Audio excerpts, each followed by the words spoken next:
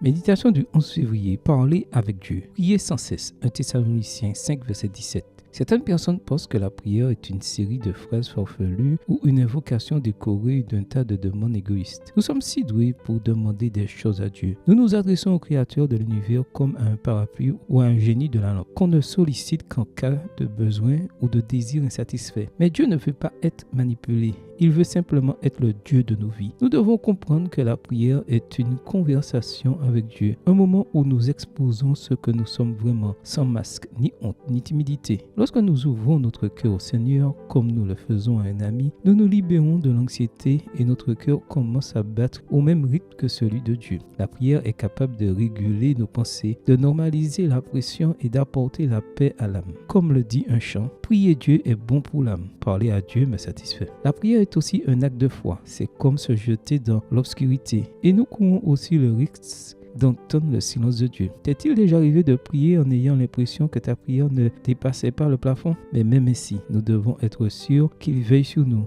Même le silence de Dieu est une réponse et il signifie en général « Continue à me faire confiance, je suis aux commandes de ta vie ». Je me rappelle l'époque où mes enfants étaient petits, quand je rentrais de longs voyages avec les Zauntos dorés. Miguel et Raphaël couraient vers moi en agitant leurs petits bras. Avant que je m'approche, ils voulaient me sauter dessus. « Papa, prends-moi dans tes bras, je veux un câlin. » Il était si agréable de sentir ces câlins. Et nous avions un accord. Avant que je ne leur remette la petite surprise du voyage, il y avait toujours un moment pour parler. Après tout, je voulais montrer que le plus important n'était pas le cadeau, mais la présence de papa. Dieu est un père aimant qui veut entrer en relation avec toi. Il est impatient d'entendre ta voix. Après tout, tu lui manques tout le temps. Il veut savoir comment s'est passée ta journée, connaître tes joies et aussi tes peines. Pourquoi ne pas lui parler? Ouvre-lui ton cœur. Dieu veut être ton meilleur ami. Il est là, à tes côtés, attendant simplement que tu murmures une prière. Amen. Bonne journée à toi et que le Seigneur te bénisse.